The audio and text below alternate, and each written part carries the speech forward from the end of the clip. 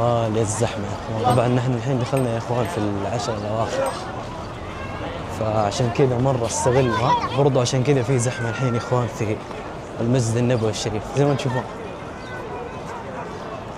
ما شاء الله تبارك الرحمن.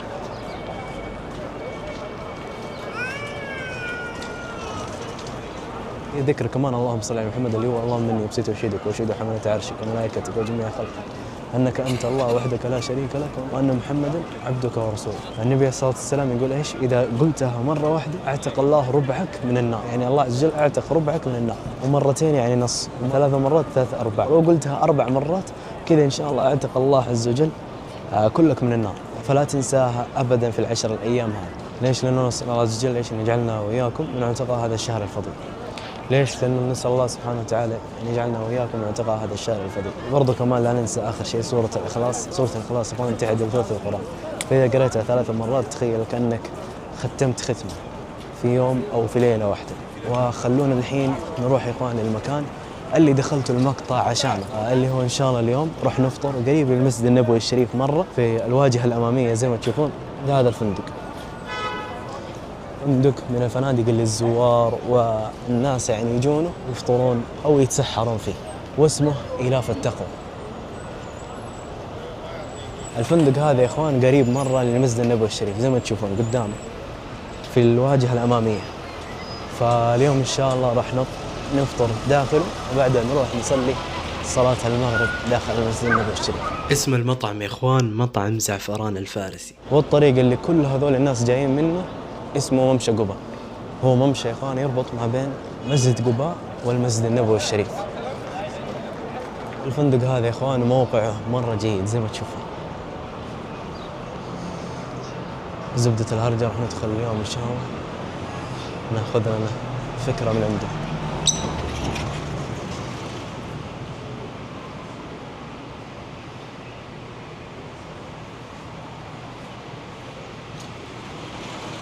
ما شاء الله تبارك الرحمن. هذا هو الفندق طبعا.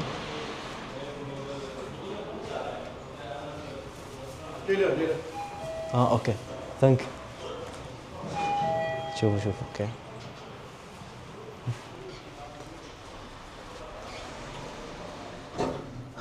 المطعم شوف ما شاء الله. دقيقة سري المطعم يا ابني انا طالع.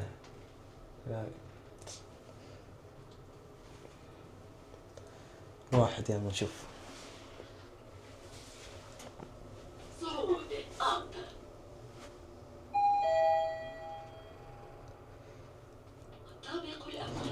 هذا اسمه مطعم أحد، بس أنا أبغى مطعم الفارسي ذاك، لكن إن شاء الله إننا داخلين فيه. أيوه هذا ما شاء الله تبارك الرحمن. شوف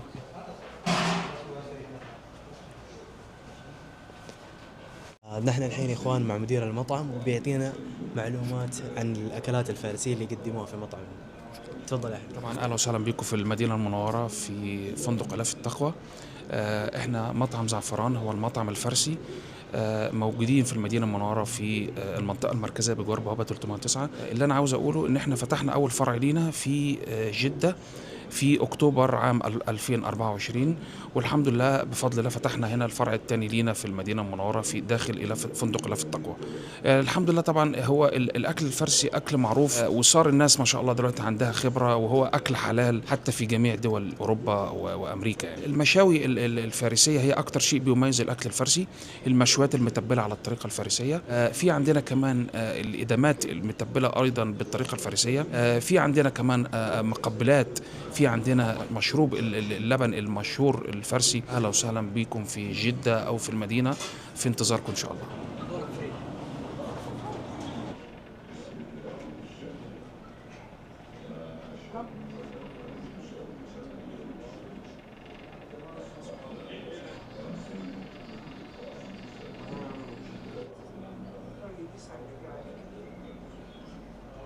قدامنا الحين يا إخوان المسجد النبوي. كمان بعد المنظر اللي شفته السعودية كلها والفوفية أقول الله يديم علينا النعم آمين. وكمان إيش يرزق إخواننا المسلمين من كل دول إن شاء الله. كمان الخير هذا إيش يجيهم. طبعا هذا هو المنيو.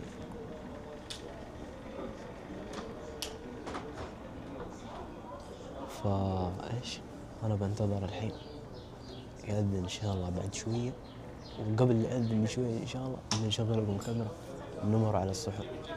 طبعا يا اخوان هذه الطاوله زي ما تشوفون، برضه مني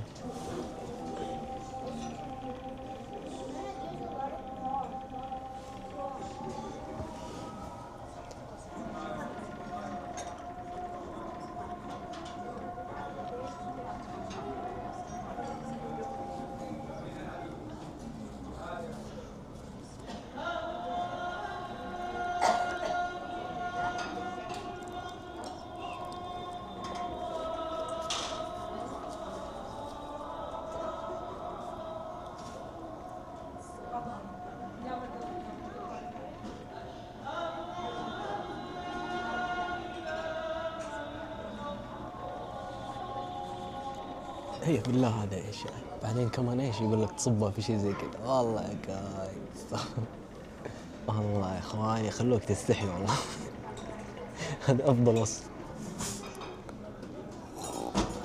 كشك باذنجان، سلطه الزبادي اللي هي المستو خيار، سلطه الزبادي بالخيار، تمام. داء الإدام، تمام، اللي قيمه باذنجان عباره عن باذنجان بالحمص الايراني، تمام. وداء الكباب الكوبيبه، تمام. طبعا يا اخوان هو مع الكباب الفارسي حقهم زي ما تشوفوا حاطين الرز وفيه بصل وفلفل وكمان طماطم اللي اسمها خلطة دهن غير مملحة، تحطها على الرز والوصفة يا اخوان. الزبدة خلونا الحين نلوت نشوف الأكل. وهنا يا اخوان في مع الإدام الإيراني وبطاطس وما أدري إيش الرز والشيء كذا، الكباب ناخذ لحاله ما شاء الله تبارك الله. طبعا هو بالطريقة الفارسية زي ما يقول، خلونا نجرب.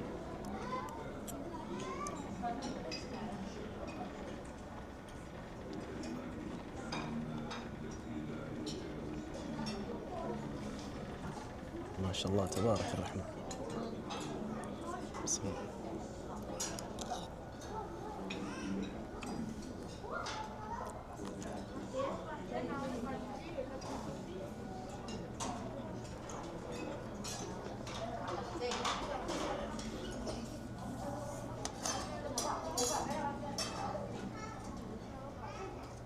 بسم الله. احمد الصحن فين؟ والله صار شيء مسطح. بنروح الحين يا اخوان الاكل اللي بعده. بسم الله. خلاص تسلم والله.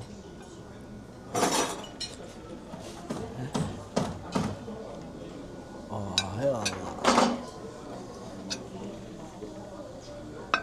تعرف اللقطة اللي يجي يقول لك ايش؟ لما تبى تعدل الجلسة بعدين يجي اللي يضيفك المضيف يقول لك لا اقعد مدري ايش، انت تقول لا خلاص بروح مدري، وانت قلت بس تبى تعدل وتكون مركز. هذا الشيء اللي صار فيه بالضبط. لو ما شفت اللقطة ايش اللي تكون عندك مهمة، لو ما انجزتها راح تنقتل، يطبق قدامك شخص مثلا ما انجز مهمة وقتلوه زيك. نفس الشيء صار. شي سلمت لهم الصحن فجأة يا اخوان كذا طخ طخ اسمع صوت الصحن ينضرب في الزبالة. لازم لها حسبة مرة. انا ما ادري اذا اغلب المطاعم هذا نظام ولا ايش، بس ان شاء الله هذا الشيء يعدله يعني. والحين يا اخوان راح نجرب الرز مع الإدام الإيراني. ناخذ من الإدام ذا زي ما تشوفون، هذا الإدام مع البطاطس، وتحته يا اخوان الباذنجان. كمان في خضروات كثيره زياده. لو الإدام ذا يرموه هرجه والله. انا بكلمهم لازم والله، نحن نقول اللي علينا نقول، فاهم؟ لو كل واحد يكلمه تلقاهم يوم على طول مباشره يوقفوا هذا الشيء، يشوفوا لهم محل. ويمكن اصلا هم يشوفوا لهم محل ما تدري، لانه بعض الشركات سبحان الله زي في تطبيق اسمه بركه، التطبيق هذا سبحان الله يبيع لك نص سعر الوجبه مثلا ب 20 24 ريال تخليها ب 12. فاهم ليش؟ لان هي من البقايا اللي كانت المفروض تنرمي، لكن ايش ينظفوها يظبطوها ما ادري ايش ويسلموها لك. حتى يمكن نهايه الدوام فاهم، في وجبات كثيره ما انباعت يروح التطبيق ذا يتعاقد مع المطعم ذا مثلا، فياخذ الوجبات هذه ويبيعها مباشره في التطبيق. انت في ساعات معينه تشتري فيها من هذا المطعم مثلا الفلاني، او حتى كمان المقهى او اي شيء. ان شاء الله هم كمان يسوون نفس الفكره. باذنجان طابخينه بشكل ما شاء الله تبارك. حتى لو في ناس تعرف الاكل الفارسي وجربت الإدام هذا اكتبوا لي تحت بالتعليقات. الباذنجان مره مزبط ما شاء الله. والله يا اخوان المكان صار زحمه مره زي ما تشوفون.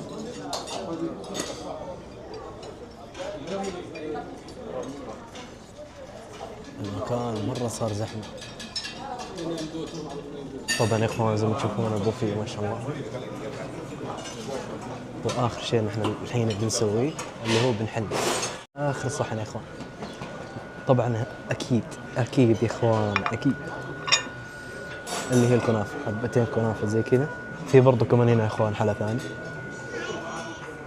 انواع الحلا، وحتى كمان ايش الفاكهه هنا، بلح الشام، شو اسمه، انواع الحلا كمان، البسبوسه زي ما تشوفون ما شاء الله، الكيك كمان في ناس بالسوق.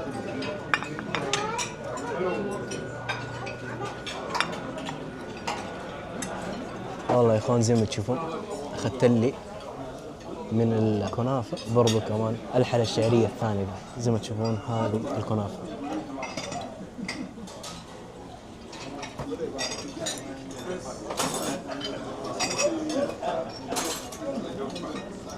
السلام عليكم. كم دخول هنا؟ السعر كم؟ كم يدفع عشان يجي هنا؟ 6 ريال 90 حلال. سعر جيد. وبس كذا خلاص يا اخوان بنختم المقطع. وطبعا البوفيه كبيره زي ما تشوفون، حتى في جزء ما صورنا. وبس نشوفكم ان شاء الله في المقاطع الجايه. كان معكم اخوكم احمد، لا تنسون تشتركون بالحساب وتضغطوا زر الاعلانات. نشوفكم في المقاطع الجايه ان شاء الله. مع السلامه.